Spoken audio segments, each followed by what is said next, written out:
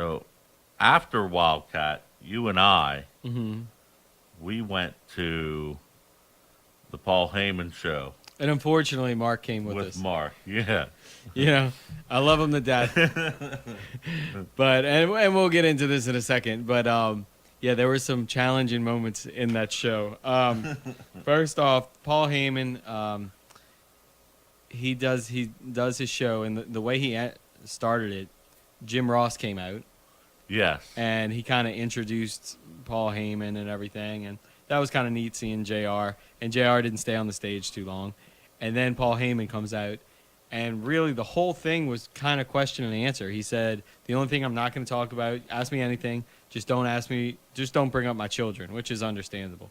So the whole thing was question and answer. RVD shows up at one point. Yeah, at one point, someone asked him a question, basically along the lines of who was your favorite person to manage, or if you could bring someone into modern day WWE and manage them, who would it be? And he was like, well, he's been there before, and he's in the room tonight. Sir? Yeah. And then you just hear him, yes.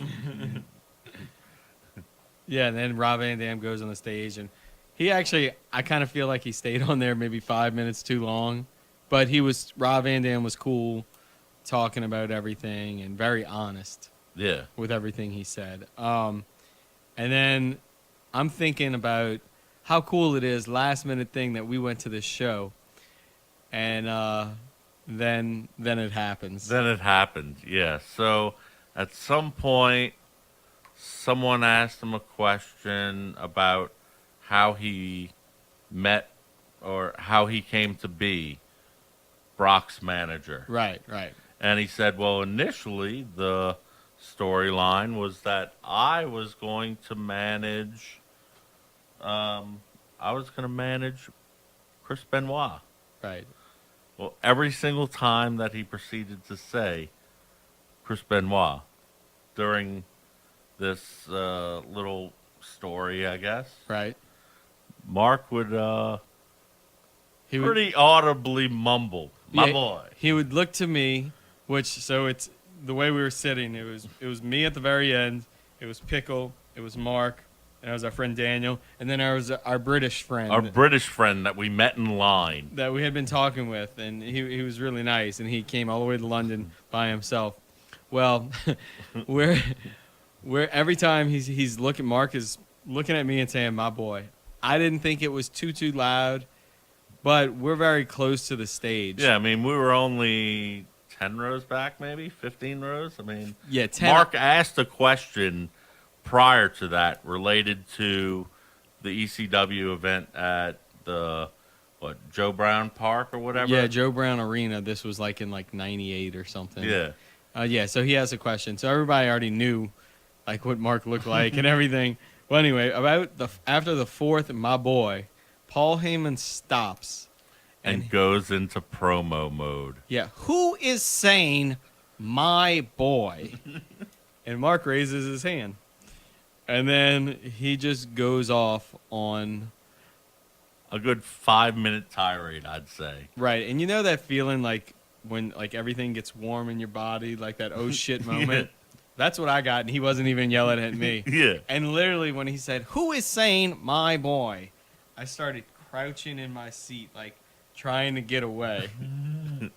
And yeah, after 5 minutes, he was done with Mark. But how did he end it, Pickle? Oh, he ended it by straight up telling him, fuck you. Or he was like, if Chris Benoit is your boy, well, fuck Chris Benoit and fuck you. And all the crowd did. And the crowd gave basically a standing ovation. It was crazy. And it was funny that after the show, I think we were all just kind of like walking out, and I was like, man, I have never been so uncomfortable in my life. And we all started laughing. And then, I mean, it was funny. In the moment, I was like, oh my God, is this really happening? But looking back, I mean, this is something we'll never forget.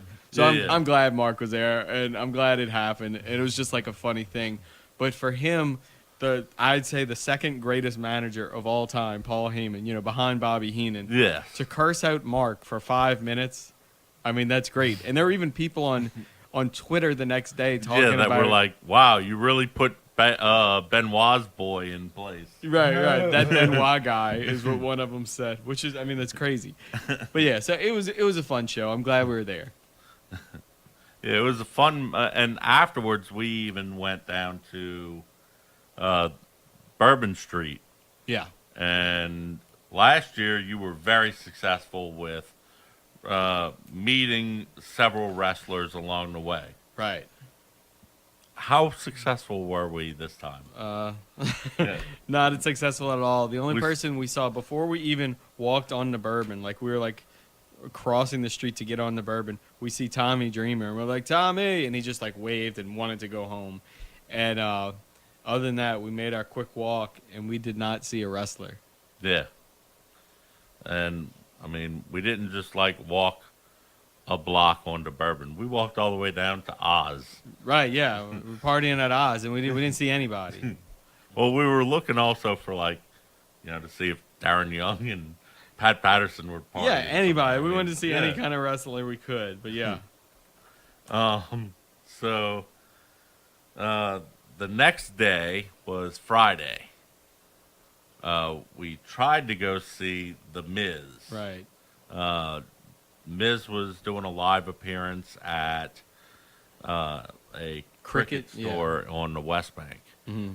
So I happened to see one of my friends, Brawler, was out there already. And I texted him and was like, hey, you still out there at cricket? And he was like, yeah, I'm 165 in line. And they're only taking 200 people. And there's probably 60 people behind me. Mm-hmm. So we ended up not going to see The Miz. Yeah, we literally turned around and we were like near the Superdome when we got off just to turn around. But at least we knew and didn't go all the way to the West Bank and then have to come back. At least we found traffic was really bad throughout WrestleMania week. Yes. In fact, we probably would have gotten to the Wildcat event a little sooner had traffic not been so heavy. True. So we ended up going where? We went to BSI Comics to see Tim. Yeah, he was doing our good buddy Tim Laddie. Doing Laddie Inc. Doing a signing for WWE with him and his writer friend. Yes. And I got all the copies of the WWE comic that they. Yeah, did. I mean they all looked really good. Yeah, I am still in the process of reading through them. Mm-hmm. But so far, what I've seen, I like. Yeah. I will give a full review of it on the next show. That night, Hall of Fame. Yes. We didn't go, but I stayed here and watched it.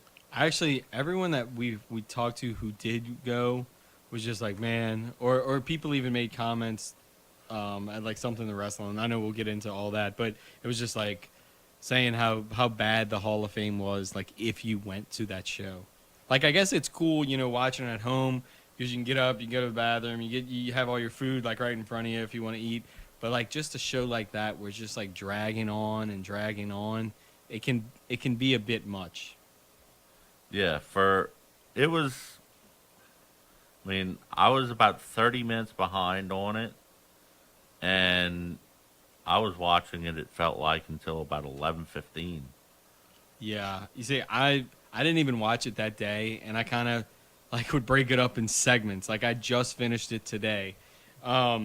Basically, I thought Edge and Christian did an awesome job opening up for the Dudleys. Yeah, I really liked Edge and Christian's speech and the Dudleys' acceptance speech.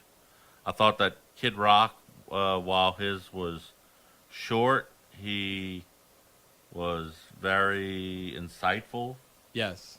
I thought Kid Rock, he's a smart guy, and he knows, look, he knows it's a wrestling crowd, and I think he knew what he had to do to win over that audience. And him saying like this is better than any Grammys and everything like that. Yeah. I mean, the crowd loved it. So I think he did a great job. Let's see. I thought that Goldberg speech was pretty good. I was exhausted by the end. Right. Mark Henry's was good. A little bit on the long side, but still good. Hillbilly Jim's was good, but long. I think he was one of the culprits that made it so long, which we can explain more about that very shortly with our expert knowledge Right. on Hillbilly Jim. Let's see. I mean, my favorites are probably the Edge and Christian and Dudleys. Just because the Dudleys, to see them, to see the Dudleys in a more jokeful manner other than just the wazah. Yeah, I thought at times, like, I really liked their speech. I thought it was good. I thought at times Bubba Ray was a little hard on Devon and, like, giving him crap for it. And, like, it was funny at first, but I don't think the audience really thought it was funny. You know, like, giving him a hard time. But on the same note, even seeing Bubba, which I understand that, yes, there's some level of kayfabe that continues on with it, but like WWE Ride Along, if you watch the episode where they were on it, he seems like he's always kind of that slight dickish guy. Yeah, that's true. That is true. You know, but I mean, on the same note, he knows he's a dick, but it's not his, I guess, full intention to always be a dick. That's just how he knows to act. Right. Let's see. So the next morning, we woke up and we went to Axxess. Yeah, I came here at like 7:30 in the morning to go to Axxess. So Axxess, we got to meet a bunch of people. We met Goldust. Yes. Who you dressed as for Halloween. Well, yeah, I dressed it was a pay-per-view here. I forget which one it is offhand. But yeah, I dressed as Goldust and Mark dressed as Macho Man. So when we were meeting them in line, and the line was like, we were probably waiting there for what, like 15 minutes. It wasn't bad. Yeah, it wasn't bad at all. So I actually showed Goldust my phone, the picture of Mark and I. I said, yeah, man, I'm a big fan of yours. You've been a great wrestler for WWE for 20 years. And for one of the pay-per-views down here, we dressed up as WWE wrestlers. And he looked at it, he goes, holy shit, that's pretty good. So that was cool to hear from Goldust. I actually saw something on my news feed today that said that he had to clarify that he wasn't ready to hang up the boots yet. That there was people who were questioning if he was officially retired. Wow. I mean, man, his last like 3 or 4 years, I guess like storyline wise, he's not, you know, as big as, you know, when he was in the 90s and early 2000s. But, I mean, his wrestling and the type of shape he's in now, I mean, he's in great shape. And I think he has that makeup, so you can't ever tell if he's looking older, if he's getting older on TV. So I really feel like him in makeup also gives him, like, more years as a wrestler. Oh, absolutely. You know, same thing with, like, with Rey Mysterio, to where he's wearing the mask, so right, you can't really see the age that has grown on him. So he still looks like that same 17-year-old kid who started in WCW, just right, a little bit more muscular. Let's see, we met Jimmy Hart, baby. Yeah, baby. Yeah, and then when we met Hart, I actually told him, I was like, hey, Jimmy, can you do me a favor? And he's like, what's that, baby? And I was like, can you tell the Hulkster that the WWE Universe desperately wants him back. And he's like, oh, sure will do that for you. Well, we actually got to meet him because he was up there a little bit long. Oh, it's true. Because right when the superstar changeover happens, like for the first 2 hours there's of a session, there's wrestler A, and then for the last 2 hours of it they put wrestler B in that same spot, and there's like 10 different places where you could meet superstars. Well, it was Jimmy Hart followed up by Hillbilly Jim. Well, right when the change up happened, Hillbilly Jim was, for some reason, in the NXT ring. He was probably long-winded in the being NXT long-winded. ring. Yes, very long-winded. Yep. And as a result, like, we were able to say, we want to meet fucking Jimmy Hart, baby. Yeah, we actually got to skip people because they're like, who's in line for Hillbilly Jim, who still wants to meet Jimmy Hart? We're like, we want to meet Jimmy Hart. So we got to skip all these people, meet him, and when we're leaving the Jimmy Hart picture, Hillbilly Jim's walking up, and we get to shake his hand. Yeah, we got to shake his hand. We didn't get to take a picture with him, but I mean... And him and Pickle are best friends now. He wouldn't let you go. He just kept talking to you. Yeah, he kept talking for... Well, then you got a picture with DDP. Yeah, okay, so... Everybody that's watching this, I'm going to tell you a little secret how you can do it too. During that change, so like they'll have the lines, and then there's like an open space where the wrestler can leave, and there's a walkway where everybody can kind of walk, like fans even too. When the change is happening, you can hurry up and go to that side when the wrestler has to walk right there. And that's how I got to meet DDP. I took a selfie with Ivory. Yes, you did. I got to talk to X-Pac. Did she want to marry you? No, like she was all over me, but I was like, "Hey, I'm married." Hey, I'm married already, baby. I'm sorry, Ivory. But I got to just say hi to X-Pac as he was walking back.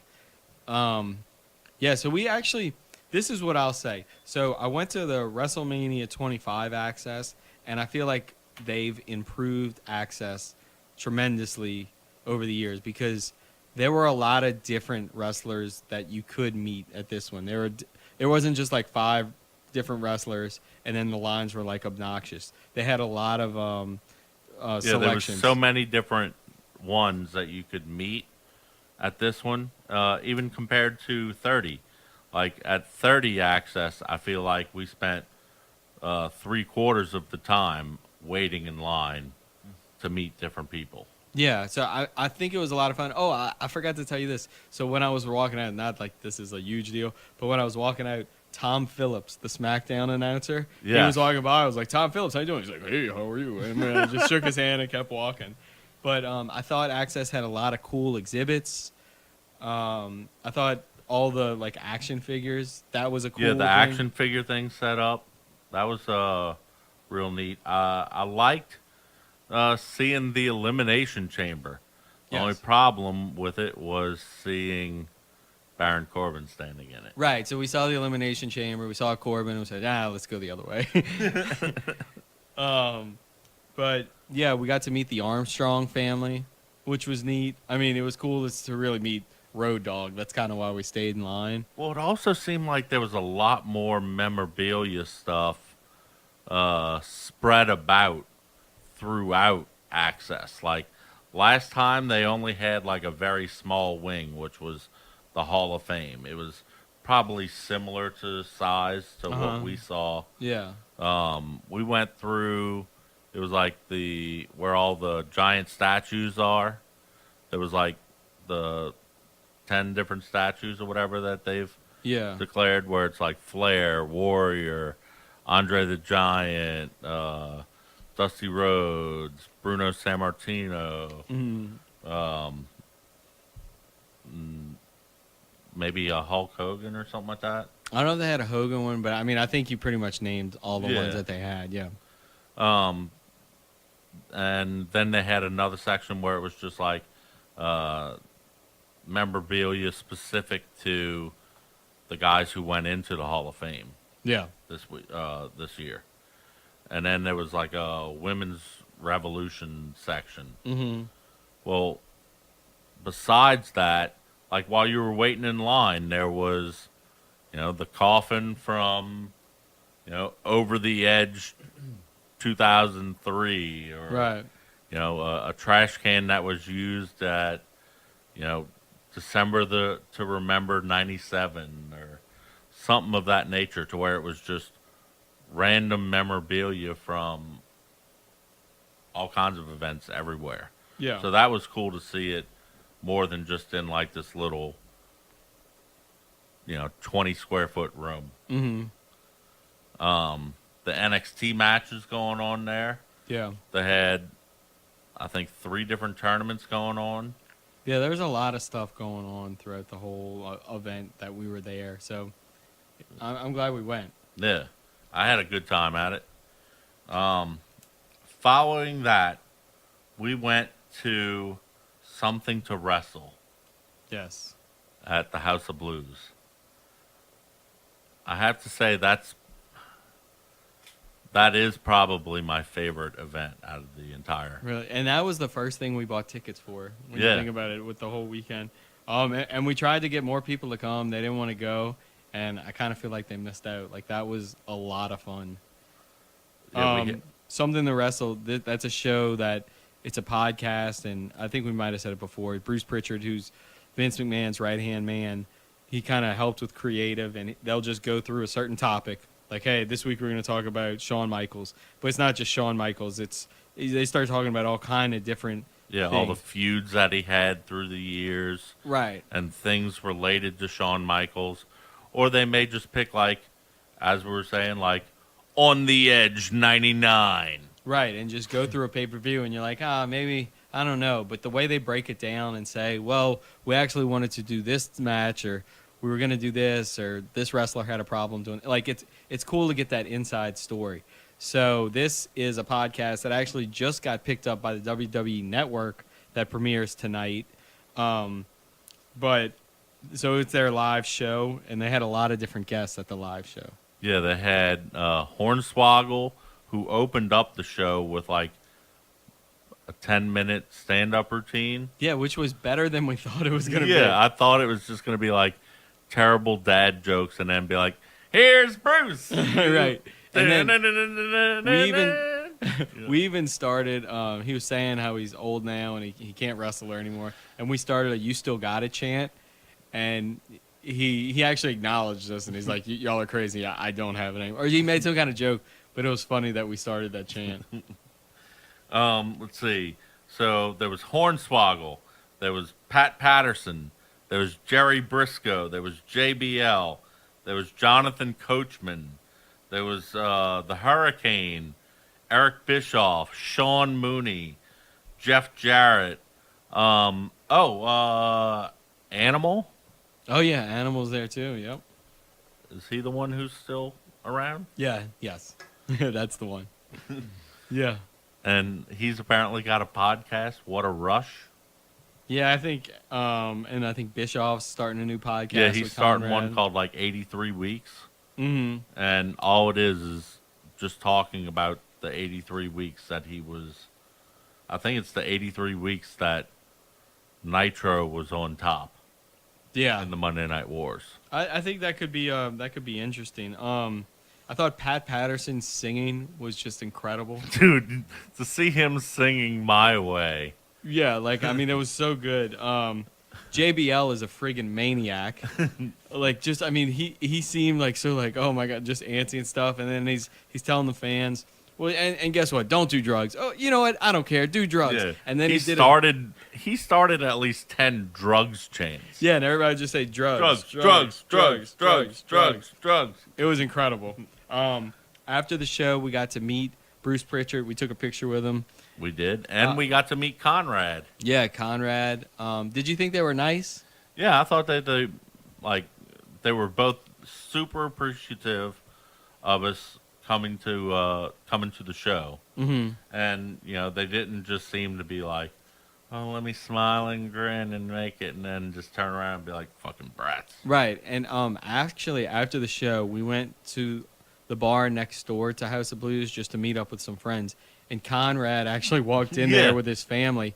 And I actually asked him a question. I was like, hey, since y'all started with the WWE Network, are you still going to keep your old podcast? And he took time to answer the question. And, I mean, his answer was they're still going to do the old podcast plus do this WWE Network one as well.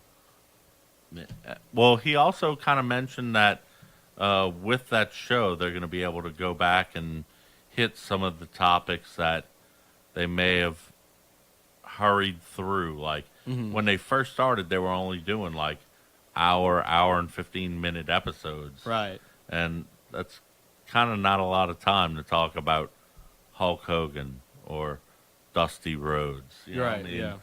And because right when they started, they were going with like, hey, let's get these big pop shot hits, you know? Right. And they were only giving it an hour and 15. So they cut out a lot of storyline that they could have talked about with those. So that evening, we went to the Ring of Honor Supercard.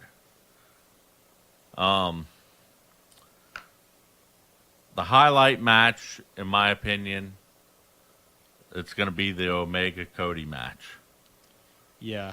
I mean, they put on an incredible show. There was a couple matches that I really, really liked. That Cody Omega match, I mean, they gave it 150%.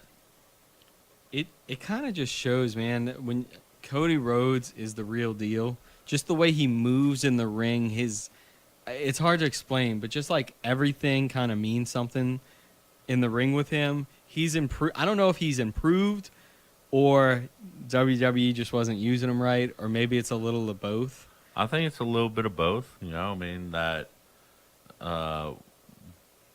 You know, in order to be a good chef, they say that you need to be well-rounded. You know, that you can't just go get trained in Louisiana.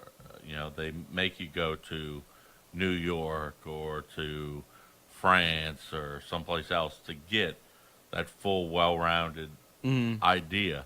And I think because he spent most of his wrestling time in WWE, you know, he didn't really have a lot of chance to grow because, especially during a lot of that time, it didn't seem like the people that they were putting him up against really altered that much. That they kept him within a small circle of wrestlers that he was fighting. Mm-hmm. Well, now he's fighting at all these independents and all these smaller card venues, but he's getting a chance to fight guys like Kenny Omega and big names that he wasn't getting to wrestle in WWE because they either have never wrestled there or things just didn't work out at that time. Yeah, I really feel like Cody Rhodes stole the show. Tim came to the show with us, and he didn't really know too much about Ring of Honor or Cody Rhodes. And after the show, he's like, "Man, he was awesome. He's one of my favorite wrestlers now." So that kind of shows like an outsider looking in, even can see the talent of Cody Rhodes. Yeah. Another one that really floored me was that ladder match. Yeah, that was insane. They had a ladder match to where it was Kazarian and It was Daniels. Yeah. And they had one other person with them versus the Young Bucks, Right. and this dude Flip Jones or something. Flip like that? Gordon. Flip Gordon. Yeah. And that Flip Gordon guy was incredible. Yeah, he At came one on the point- show like 3 times. Yeah. At one point, he jumped from ladder to ladder to ladder to turnbuckle, back to ladder, up, was almost getting the belt down, and fell. Right. And then the way the match ended, one of the Young Bucks was on top of this ladder that's probably 20 feet in the air. The ladder gets pushed off, and it's going down, so he's going to fall out the ring. There's a guy on the table, so he just does an elbow drop. This was probably a 30-foot elbow drop. It was insane. And then, let's see, Christopher Daniels was the one that got up and got the belt for his team to win. Yeah. But it was just a cool way to end the match. Yeah, that was an exciting match. And it was like the first or second match on the main card. Mm-hmm. It was very early in the card. I know we missed one or two matches in their pre-show. Right. Like, we missed Emma. She was wrestling in the pre-show. Luke Hawx had a match during the pre-show. We missed that. Yeah. But it was because that Saturday was... It was pretty intense, wrestling-wise. That was the equivalent of my parade chase for WrestleMania week. Yeah. Let's see. The Page versus Ibushi match. That was a cool match, too. Yeah. That was the one where I think Ibushi won, if I remember correctly. I believe so. But there was a lot of spots in that one. Yeah, overall, it was a good card. It was just a long show. Yeah. Oh, and I even overlooked it here. The Briscoes match, that was good. Briscoes with Jay Lethal. Yeah, I thought it was good, but I feel like their last time they were here, they had a better match. But, it was still decent. I feel like Lethal was in there for his team more than Tanahashi. Tanahashi was barely ever in the ring. Yeah. But I think that was really to show Jay Lethal's moment to shine, per se. Mm-hmm. Yeah, I agree. That I think, I don't know too much about Tanahashi, but I think that was all set up to be the get Jay Lethal over more. Mm-hmm.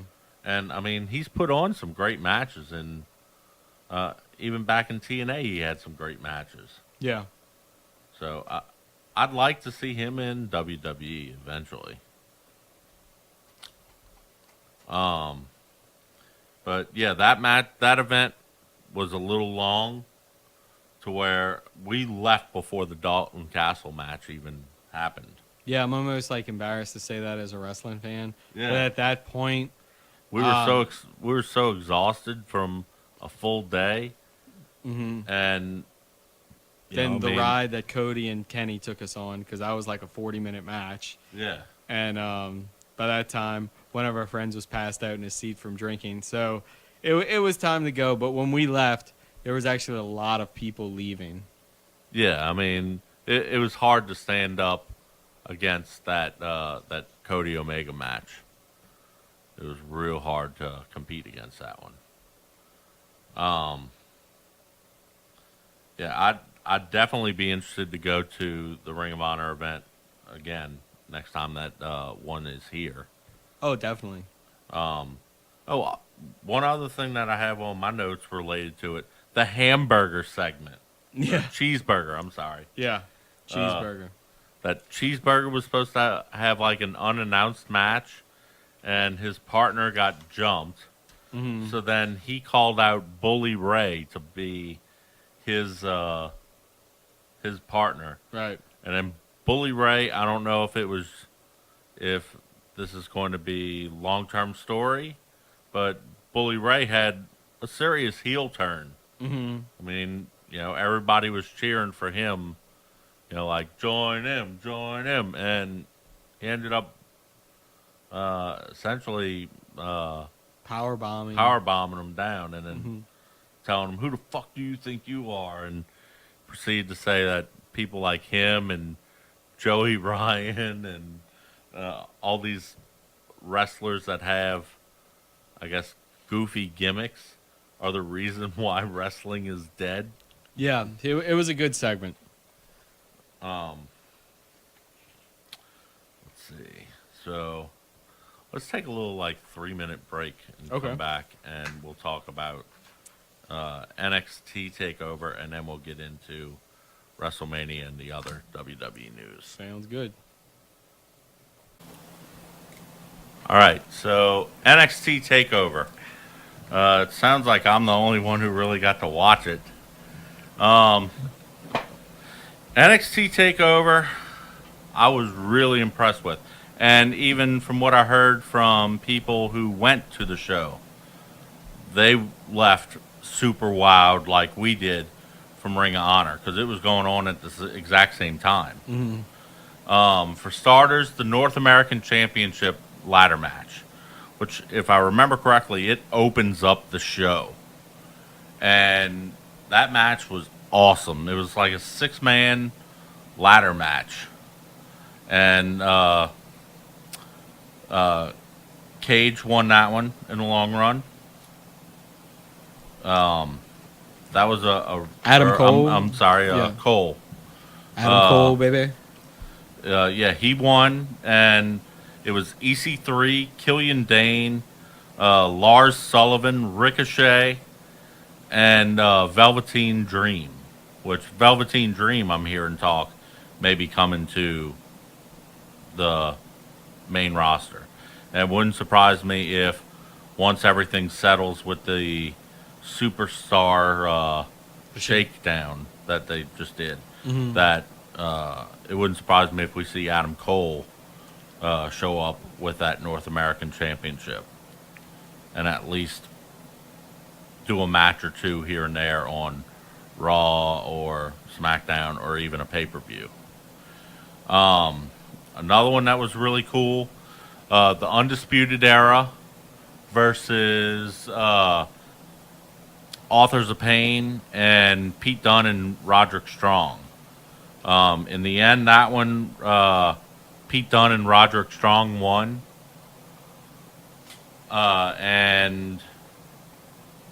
Undisputed Era won because Roderick Strong and Pete Dunne had a falling out at the end of that match. The other big match that I wanted to bring up was the Gargano versus Ciampa match. That match was fucking awesome too. It was like a 30-40 minute match. So It felt like it, at least. what was the match of the night? If I had to just watch one. I'd say probably the ladder. Okay. The ladder match was really, really, really good.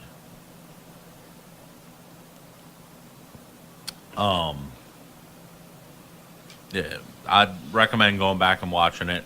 Okay. NXT has been doing some good stuff, as we can see with the Superstar Shakedown that they just did.